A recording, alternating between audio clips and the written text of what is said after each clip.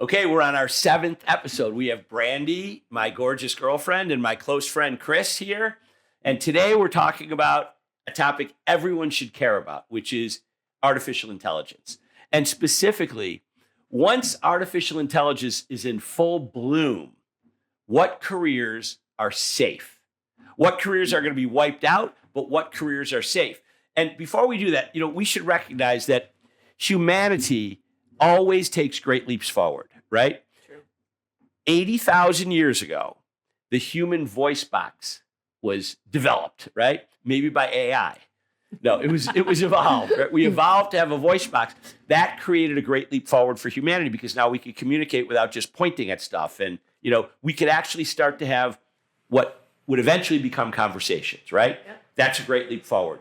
Then in the 1400s, Johannes Gutenberg developed and by the way, fire was probably a great leap forward, right? Fire was. Huge. Because once we developed fire, we could start cooking meat, we'd get more protein, and our brains got bigger, right? Yeah. So also, I'm sure there's all kinds of weapons that came out that were great leaps forward. But the Gutenberg printing press came out in the 1400s, and that enabled us to spread words like way wider. They used to have monks writing them, right? Copying like the Bible. Then they had the Gutenberg printing press. Then in like the 50s, humans developed the integrated circuit and then computers, and that was a great leap forward. Then the big great leap forward that most people that are on Earth today, everybody on Earth today, some people have only known the world with this, and that is the internet, right? And when the internet came out, I was still, I'm old enough that I remember when it came out in like the mid 1990s, and no one really knew what it was going to become, And I remember people were like, it's a fad. It's a passing fad, if you can believe that. Yeah. I mean, now I look back. In fact, in 1992, there was a commercial where there was this little British girl standing on this dirt road that stretched to nowhere. It was in the middle of nowhere. And she said, it was AT&T, and she said, "Welcome to the information superhighway." And I thought to myself, how could a phone be how could it be an international superhighway? I had no idea what it meant in 1992. Yeah. And now it's changed our whole lives, right? Yep. And it wiped out industries, Yep. right? Like, think of industries that the internet or businesses or products that the internet wiped out. Can you think of any? What do you think, Chris? Well, the internet, a lot of the... What do you think, Brandy, while you're thinking? Okay. Phone books? Phone books, that's a great example. Although, weirdly, we still get phone books. I don't know why. Yeah. No one uses them, but there's no need for them anymore, right? It used to be a big thing for law firms in our town, and I'm sure everywhere.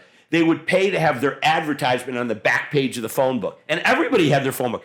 When I was a kid, I went through that thing. I remember seeing Colson Family Phone because my dad bought an extra phone for us. Yeah. But it was well used, right? Yeah. You think of another one, Chris? Well, I'm just trying... I didn't grow up. Yeah, good without point. You the didn't know what there was before because you're Yeah. only 25 or so. Yeah. But also encyclopedias, Yeah. right? Well, even right now, my kids are in high school and college, and textbooks aren't even a thing. All of their stuff is digital. Oh, yeah, law Textbook. firms. Yeah, Law firms would nothing. have big, giant libraries of books. Now they're just there for decoration. Nobody pulls them out anymore. Yeah.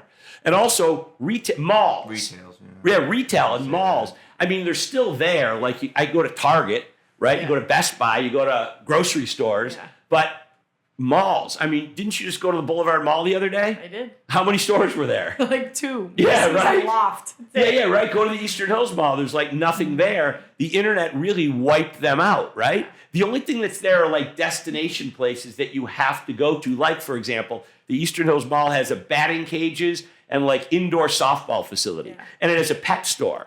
Yeah. That's kind of hard still to get on the internet, right? You want to order pets. You want to play with them a little bit True. while you're there, right? But stuff like that. But otherwise, these malls are getting wiped out, right? Yep. Other things, I just made a couple. Map makers. Oh, When I was a kid, we had these triptychs that you get from AAA. You like flip through the pages, you draw the highlight, but Yep. then you're driving and you get off at the wrong exit and you're like, oh shit, what am I going to do now? Now you have to like figure out how to get back on, right? Yeah. Now it just reroutes you, right? Yep. Some other things are stockbrokers. Ooh. Stockbrokers have been basically wiped out by the internet, right? Yeah. Blockbuster. I mean, Blockbuster got destroyed by the internet. I loved Blockbuster. I loved walking around browsing Blockbuster. Did you? I loved it. I worked at Blockbuster. You worked there. Yeah, I mean, it was a great place. It was. You know, it was kind of a planned thing for a movie back then. Yeah. You'd walk around Blockbuster, you'd spend a lot of time. I'd probably spend a half hour there looking for a movie because that was going to be my night, right? I bet people nowadays don't even know what it means to please be kind and rewind. Yes, remember that phrase? Chris? I don't know what that is, but it makes me think about, well, you can tell me what it is first. No, you guess what? Please be kind and rewind. Meaning, if you miss something, you go back. No, good guess. That was good. No, what it means is this person like Brandy, tell us, you had to work there. So when you're done watching the movie and you're going to return it, right? Oh. You want to rewind it so that the next person can just put it in and push play. Right. If you return a movie and you don't rewind it, I, as the employee, have to open it up, stick it in our rewinder, and rewind it before the next person takes it out. Oh, yeah, exactly. But now we just click on Netflix, play from beginning, or... Right. Oh, yeah, and you don't even really pay attention to what you're going to watch. So you want to watch something. In the old days, you'd plan it out. Like, what am I going to watch? You might even be thinking about it. There was I worked at this law firm, and this woman, all day long, she was one of the secretaries, would be talking about what movie she's going to get. Like, she's thinking through the movie for the night, hoping it's going to be at Blockbuster. And if it wasn't there, sometimes she said she'd sit there because the guy would say, it's supposed to be back in the next hour or so. Yeah. Do you remember that? I do. And she'd sit there and wait for it. But the other thing... And then we would have to check. Every time somebody would put one in the door, you would go see if that was the movie. If it was the one they're waiting for, right?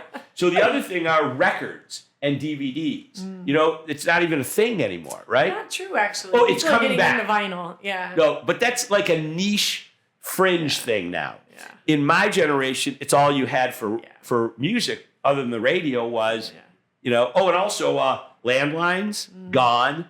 Cable TV is like, it's still there, but it's nothing like, because now everybody watches Amazon. Doesn't make sense. Yeah, Hulu and Netflix, right? And maybe HBO or something like that. And there's other ones, Peacock. There's other ones that I don't have, but so anyway. Travel agents. My sister Karen used to be a travel agent. They got wiped out, basically. Yeah. I mean, I think they still have them, but they're nothing. They're just a shell of what they once were.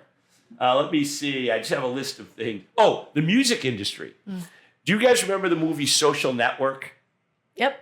Remember, there was a guy who played Sean Parker, and he was the guy who started.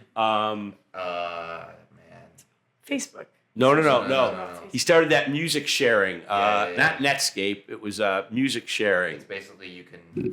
It was a music file sharing, and what people would do is, first you had to still buy DVDs in those days. People would burn their DVDs onto their computer, upload them to this guy's website, and it was file sharing. Everybody was sharing music, and nobody was buying it anymore. Okay. So on that TV show, he says he took down he beat the music industry, and the guy from another guy the guy that was with Mark Zuckerberg, who was his like CFO guy. He didn't like this guy Sean Parker, and he said, "No, they beat you." And he goes, "Yeah, where's the music industry today?" And he was right that the internet really took down the music industry, totally changed it. In my generation, people used to, basically the rock stars would not make a lot on the concerts, but they sell albums. What's that? Napster. Yes, Napster. Exactly, Napster. Chris, good call. Napster. I remember. But they make money on the album sales. Now they make money on the concerts, and they cost a fortune. Like to go to a Taylor Swift concert. And merchandise, right? And popularity. Yeah. You can sell stuff if you're popular, right?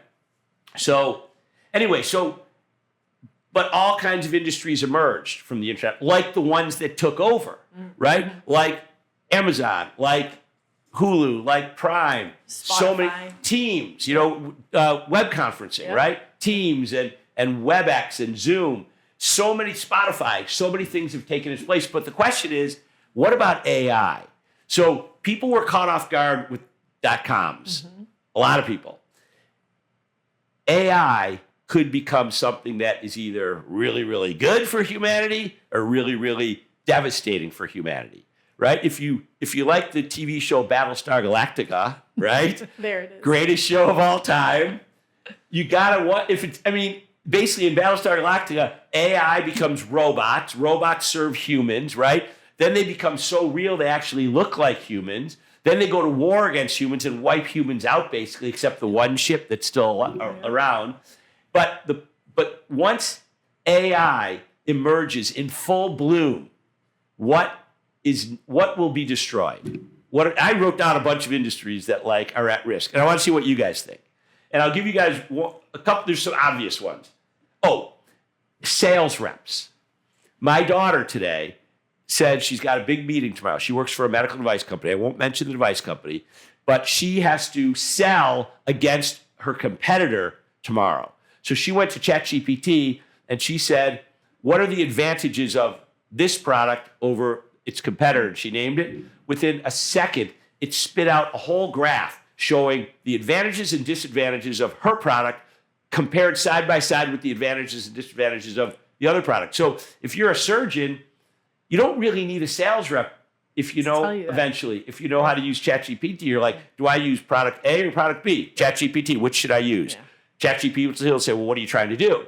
I'm trying to do this surgical procedure, which does this. And then it'll say, well, then I would use this for these reasons. So, but does ChatGPT know that that's to be true, or are they only taking the information that's available to them? That is a brilliant question, because one of the great weaknesses of AI, to me, at least today, is they require training data, right?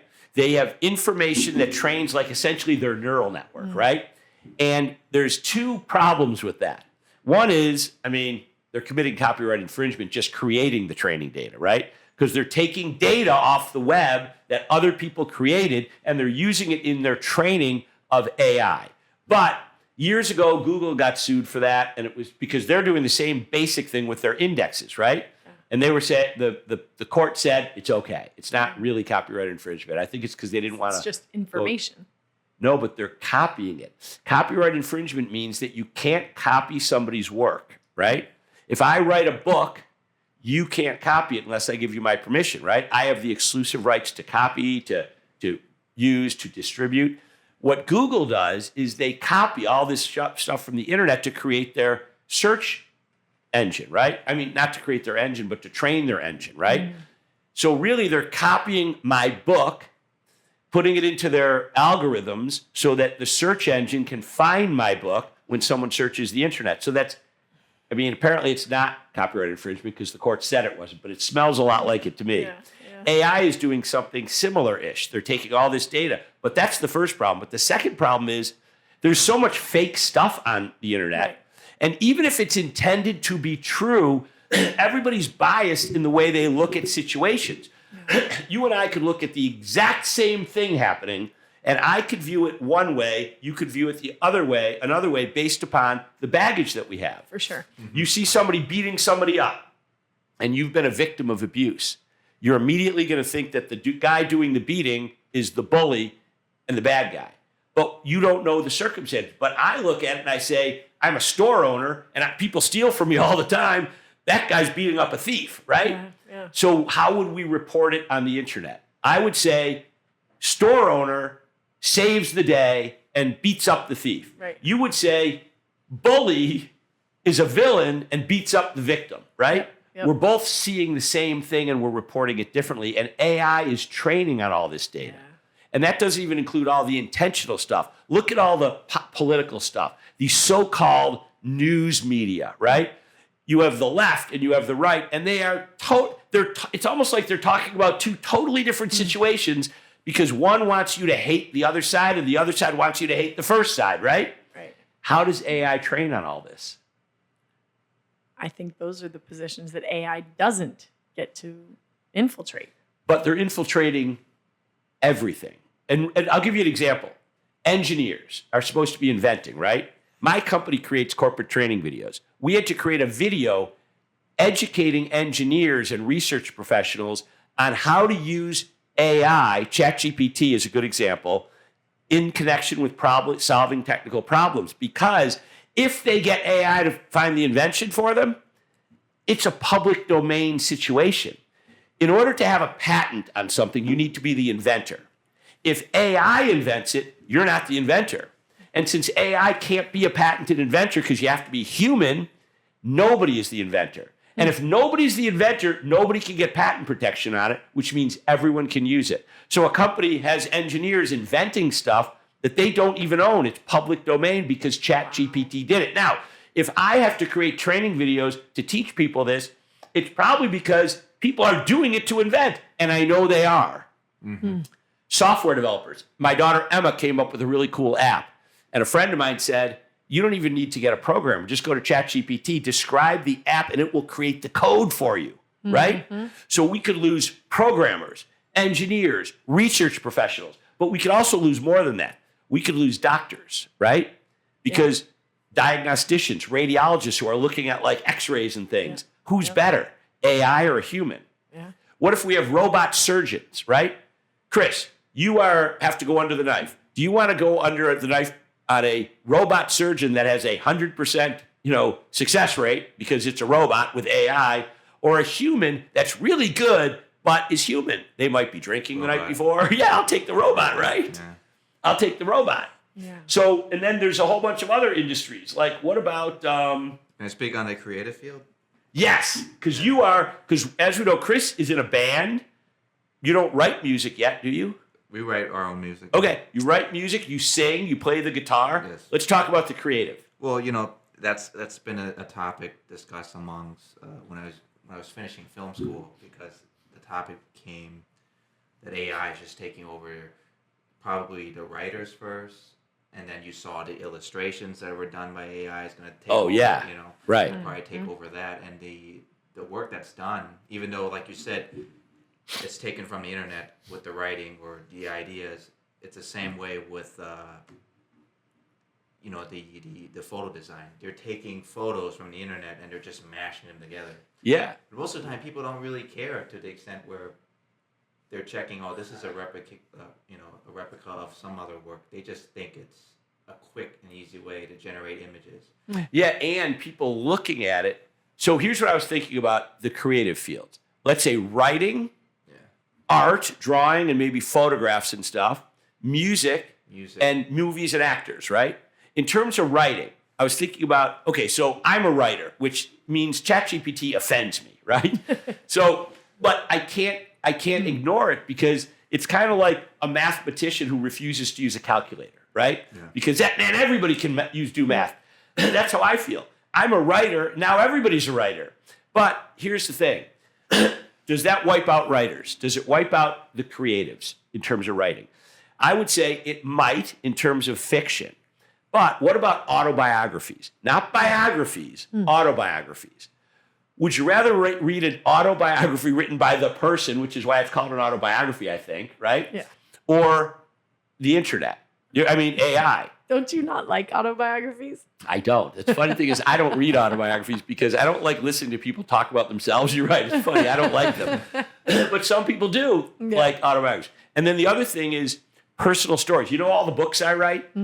They're all lessons in life from personal experiences. Yep. Would people rather read lessons in life from non-personal experiences of AI or personal experiences of someone who lived through it? What do you think? I'm just concerned about how the taste in good literature or good art or anything will change because of how easy it is to replicate a lot of that stuff.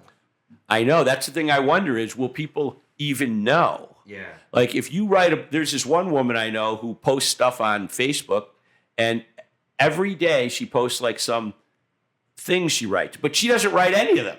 All she's doing is posting them with ChatGPT, and honestly, I can't tell the difference. Yeah. So how do you even know who's writing? It's only going to get better, right? It's going to get better. And then like photographs. My friend Raphael was in town this week, right? And he is a brilliant photographer in addition to being an engineer and an inventor. But I'm going to frame some of the pictures. Could I get better pictures on the internet? Absolutely. Yeah. But he took them and he sells them online. I have a friend, Jan Willem Goodmacher, whose wife is an artist. She sells her art online. I buy that art because she did it, right? Mm-hmm. So there's a person, and also art in general, people like better when they know the backstory of the artist. It's like the art's good, but the backstory is great, and that makes you appreciate art more. So maybe some artistic fields are safe. And actors. I saw a movie called Polar Express, an animated film called Polar Express. The images were weirdly lifelike, right? Yeah. It's probably going to be perfect now, right? You can make an entire movie with just AI. But if you know it's AI, are you going to lean into the romance or the comedies and that as much as if you know it's human, right? Mm-hmm. I don't know. But like you said, Chris, as generations grow up with AI, they won't even really know what it was like previously, right? Right. So the question is, what's safe? Get a load of this. Even lawyers. Could you imagine the defense lawyer is AI, the prosecutor is AI, and the judge is AI? All they do, the whole trial takes 0.5 seconds, right? You stand up there and they do all the information, all the evidence, and then the judge makes a decision. You're guilty. And the dude's like, I want to appeal. 2 seconds later, okay, you appealed, you lost your appeal. Wait, I want to go up to the Supreme Court. You go up to the Supreme Court. Oh, 2 seconds later, they said that they're not going to even take your case. You know what I mean? Yeah. So all of the entire criminal justice system could be done in moments for each one instead of like long delays with trials. And believe me, I was a trial lawyer for years. You sit around so much waiting. What about the idea of a trial by a jury of your peers? Okay, good point. It's hard to get a jury of your peers if it's AI. Right. So I think we will have to have juries. So the $40 fee you get as a juror, that's safe. There you go. So when you get called once every 7 years and you get $45 per day, that's a safe career for you. Okay, so other than being a juror, what else is safe? How about soft skills? Okay, speak more words. Counselors, life coaches, motivators. Okay, I like that. Marriage counselors. Okay.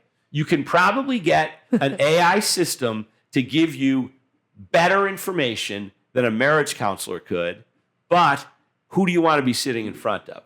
A marriage counselor or AI? Marriage counselor. Probably want a marriage counselor there. I guess it depends on who it is. One side's not going to be happy, right? Either way. Either way, right. But I like that. I like the therapy, like therapists. The other thing is, what about this? Hairstylists. And here's what I mean. I'm sure you could get robots that can cut hair better. But my daughters spend like $180 on their hair, right? It's not just a quick cut. It's a 3-hour event. They have conversations with the hairstylist. It's a personal bonding session. My one daughter wants to go to a cheaper hair salon, but she loves her hairstylist, So she keeps going because it's a whole community, right? So I think hairstylists are safe. Nurses. You think? You go into the hospital, you have an ailment, you tell AI what your ailment is. The AI says you need, drugs. It tells you what to take, and then it dispenses it, and you take it. Well, when my grandfather was in there, he always had like cute nurses. Okay, you're right though. The personal element of a nurse. Element. Yeah, because there's bedside manner. But maybe that's not a nurse. Maybe that's a hospital social worker. Well, she was a nurse, but I know, maybe the nurse can be replaced by AI. Yeah, because the brain part of it is done by AI. But if you want the personal connection, the bedside manner side of it is taken with humans, right? That's like optional. Yeah, you might say, I don't really care. Yeah. I don't even really care. Just have surgery. Just get the robot to come in here, cut my arm off, replace it with a new arm, and I'm good. I don't need bedside manner. Yeah. But maybe some, right? So what about religious leaders? Okay, you're the head of a church, a Protestant church. You got. You fill the seats every day because you have a fire and brimstone pitch about, eternity. And people love coming in and they give you money. I mean, these evangelists make money, right? Mm-hmm. Can that be replaced with AI? I don't know. That depends on the attitude towards. Yeah, I mean, you go in there, some of these people, like my brother Mike's a deacon, right? And people have told me they love Mike, right? They love going in. He makes them feel good about themselves. Yeah, you could get like another Mike. I guess that's AI. If it were Battlestar Galactica, it would look just like Mike, right? Yeah. But I think you need to have a human in a role of a religious, promoter, don't you think? Yeah. Okay, what about? I would even think, so I have an experience where I was my favorite thing that I do for myself during the week is go to this YMCA class. It's a TRX class that I love at the Y. And what I loved about the class is the instructor. I love that the instructor made the class exciting and different every time. And the fact that she was smart and could give good cues when you're doing a specific exercise. So she would give the cue, we would do the exercise, and she'd kind of walk around and motivate us and make changes to our form if needed. That's something that I don't think AI could do. Could they give you the workout? Yes. Could they give you the specific what you're doing wrong? Yes. But the motivation and the people coming to see a group, like a community, a church, a workout group, a master's swim team. I think those are. And by the way, I have living proof of that, and that's you, right? Because you, as people probably know, you run the master's swim program, which is where we met, right? Yep. And here's the thing. We talked about this the other day. I don't believe at the master's swimming level, coaching is coaching as much as it's motivating, right? When you are on deck, people are motivated by you. I hear people say that all the time. They want to swim harder because you're there. If it was a brandy AI, I don't know. Because part of it is somebody that's like a human that cares. Because that's the thing is, I like when you critique me or you yell out, swim harder. I know that you're saying it because you care, not because you've been programmed that at this exact moment you should say, swim harder, or nice stroke, or good job. The thing about AI is, at least in our lifetime, it will never care. It could give all the exact same responses of somebody who cares to make you think it cares, but we'll know that it doesn't care. So when I'm in the water swimming and I pay my $1,000 a year for the master's swim team, right? I know that you care. And I know that the other coaches care. Like that makes me motivated. We go there because the coaches are there. Because remember in the olden days, you said all they do is set the program on the big clock on the wall. They tell that you'd have a list of what you do. And then every time the clock changed, no one's watching you. I wouldn't want that. No, me neither. What if, hypothetically, I think it's a known fact, young people are unhappier. Young people are probably less trusting of other people. And what if that increases over time? What do you mean? They want to have AI? They want to have it. Yeah, well, that's what you were saying before is... They embrace it. Yeah, well, like you said, we don't know how it will change behaviors, right? It may be that we're the last generations of people who want someone who cares. How are the social skills of young people, according to your... Well, good question. You'd know better than I would. But, I mean, I've raised kids, right? Yeah. And I do know that with kids, my kids have friends that are very social. They go out all the time together. They engage me when they're in fact, they just had 5 kids over from out of town over the weekend. They were all super engaged, but they're in their mid-20s. Yeah. So I think what you might be referring to are people in their 8, 10, 12, 14 who are coming up. Yeah. You're thinking that their social skills are down. Because they grow up with a phone. Their world is the internet. Right, but my kids grew up with a phone too, and so did their friends. Well, the internet's, I don't know how immersive the internet, I mean, it wasn't immersive for me. So what you were saying is, how is their attention? And I was responding that the people I know in my kids' generation are very engaged, but they're in their 20s. Now, my daughter just tonight was telling me that she goes out to these bars regularly with a bunch of their friends, and the bar owner was saying to her that over the last 20 years, attendance at the bar, patronage has gone down. He thinks it's because people are on their video games at home and they're not engaging. They don't want to go out and engage with people. Well, I can tell you what drinking might look like to a person that uses the internet, because the internet is so much more immersive, even beyond my comprehension. I'm talking people who are in their, 17 or 18 who live off the internet. They'll just put on a headset. Oh, yeah. They just drink at home, but they're living in a bar inside their head. like like the metaverse. Yes. Yeah. And the metaverse is just going to keep getting bigger and badder and scarier, right? Yeah. So my question, So here's an industry that's safe.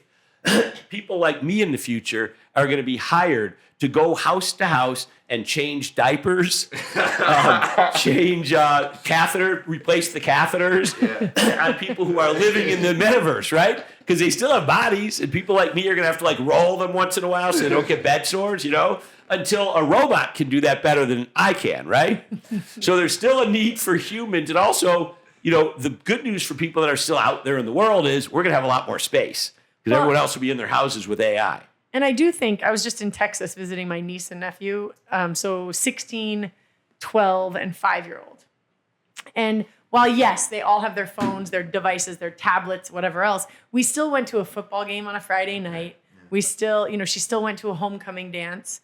And when I looked around at the kids at the football game, not everybody was on their phone. They were still doing stuff with their high school Yeah, and friends. that's why still human interaction. But when you want to be alone or not go out, there are people that can just, Just totally buy in. Yeah, and it's made it much more exciting to do that. Like in the olden days, if you wanted to disappear, you read a book. Yeah. Right? Yeah. That's not nearly as engaging as the metaverse, I'll bet.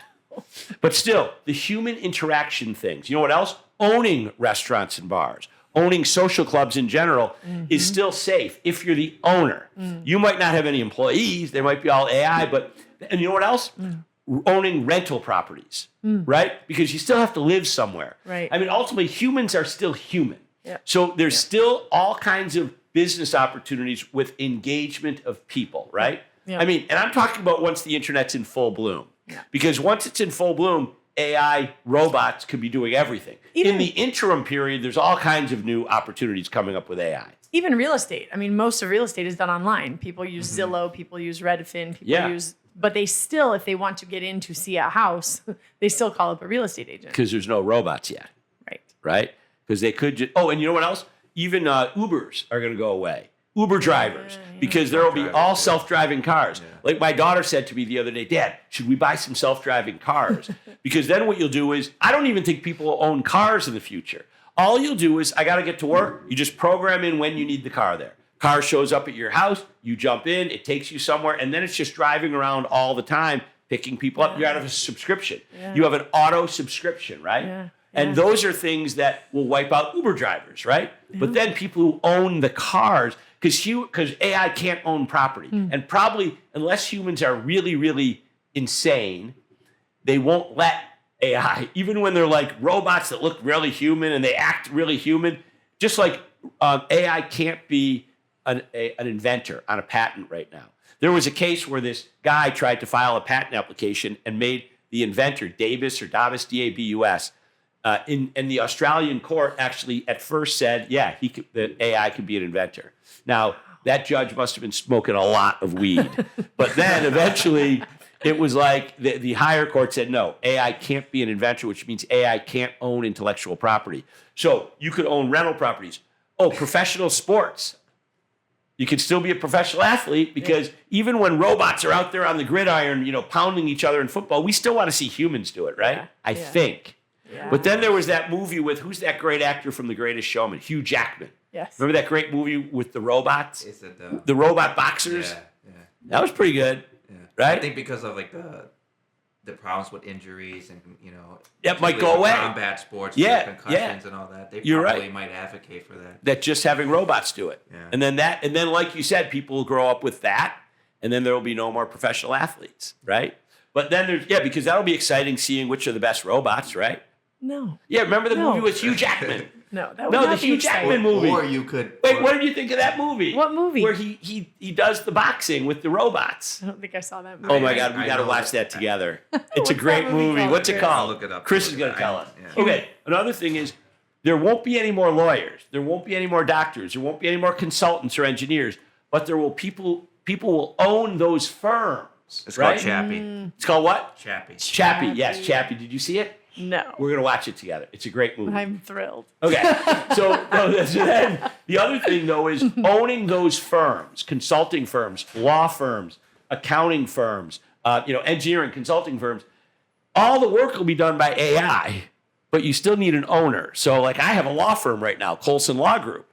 So I might have all AI workers in the future, but I'll still own the law firm, right? Mm-hmm. So that's probably safe. Owning theme parks.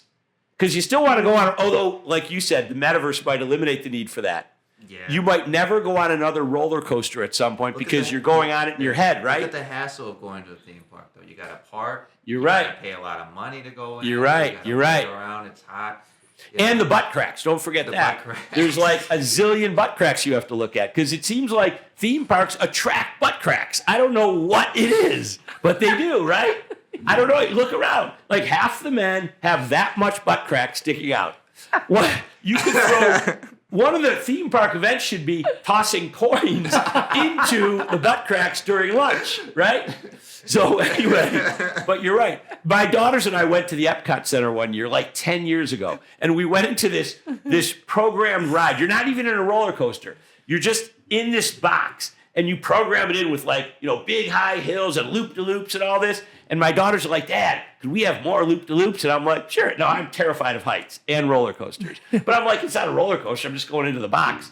I was crapping my pants. It was so real. I felt like I was on a roller coaster. So maybe theme parks won't be good. But somebody's got to own that box, right? Yeah. And then whoever owns the metaverse, and I'll bet you there will be like rental properties in the metaverse, right? In fact, I heard they're already doing that. Yeah. Facebook they were already renting out and selling property in the metaverse, That's right? crazy. And there will be advertising in the metaverse, right? Yeah. And then there will be training videos in the metaverse, right? So, but anyway, let's see if I have anything else on my list. Coaching, a youth force, professional. Yeah, that's what I've been thinking about. So, do you guys have any other thing before I ask you guys another question? Well, like the thing is, can you adapt, or do we need UBI, Universal Basic Income? Well, remember that guy who ran for president in 2016? I think his name was Andrew Yang. Yeah. Was it Andrew Yang? Yeah. He wanted to give everybody $1,000 a month in universal income because of AI, the emergence of AI. Now, it would have been a waste for the last 8 years because there's still a shitload of jobs, right? But at some point in the next 30 years, there might have. And now, so that brings me to my final question, okay? Is AI good for humanity or bad for humanity? I think it's the wheel of innovation. There's probably going to be good and bad. What's good? Well, the innovation probably from, maybe new health discoveries, using it in agriculture. Cure diseases. Grow optimized agriculture, right? So we could feed the whole planet in an equitable kind of way because of AI, right? Yeah. Also the economy. Do you know right now there's a massive problem that everybody in the United States should be thinking about? This should be the number one thing everybody's talking about, but nobody's really talking about it, which is the debt and the deficit, right? Last year, I think we generated like $4 trillion in income from taxes for the federal government. We spent like $6.2 trillion, right? We have like a $31 or $32 trillion debt right now. And the problem is, so in order to balance a budget, which is $6.2 trillion in spending, $4 trillion in receipts, you got to cut your cost by like 50%, right? Yep. We have to drop $2.2 trillion off of our expenses, which is half of the amount of money we make. So you'd have to, and by the way, by the time you get through Medicaid, Medicare, which is like 1.4 trillion, Social Security, which is like 1.2 trillion, the military, which is like 800 billion, right? And interest on our loan, which is like 600 billion, we've pretty much spent our 4 trillion, right? We haven't even bought anything yet. Yep. How could we possibly do that? Well, maybe AI can, right? Maybe AI can figure out an optimal way that we get everything we need, but we always have a surplus with respect to taxes. It could do that. It could get us to the moon and to all the planets and out of our solar system because AI could probably live forever, right? So that it could become a space travel thing. It could make it so that everybody on Earth has like a reasonable style of life, right? They have food, they have shelter, they have safety, they have healthcare. Everybody's got what they need to have happiness in life because of AI. That's possible, right? Yep. But there's the downside, and that is if AI can do all this, what does it need humans for? Dun, dun, Dun, dun. dun, dun.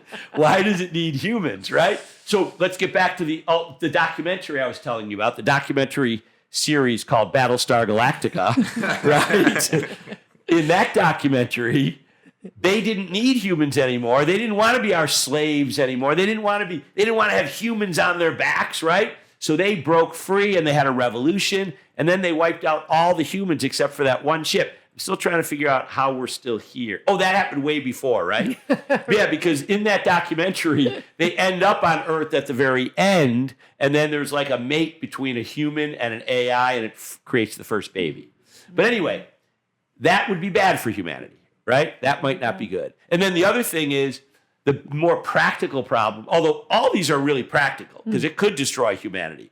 But the more practical thing at the moment is who's training the AI? Yeah. If it's a group with an agenda. Yeah. I mean, look at the left and right now in the US. They're so opposed. They hate each other. There's hate.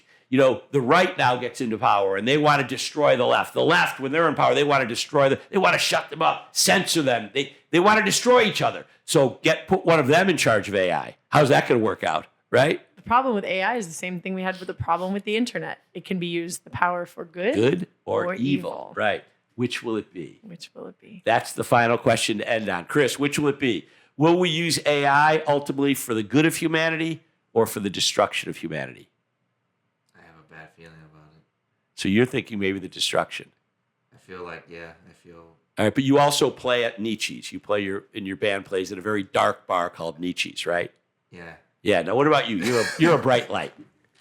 I am a bright light, but I don't trust. You're still nervous. I don't trust human beings as far as I can throw them. Oh, I know. How about you, Sunshine? I'm sure that it's going to be for the good of humanity. Yeah. And we're going to be in a spot where people don't have to work anymore eventually. Yeah. Humans can explore their creativity, explore relationships, a whole new way of living, because AI will make it so that we have all of our needs taken care of. And then somebody hits a switch, control, everybody gets taken over. All right, but I want to leave on a positive note. It's going to be for the good of humanity. Let me repeat that, okay? What was that, Tom? For the good of humanity. All right, that's a wrap. All right.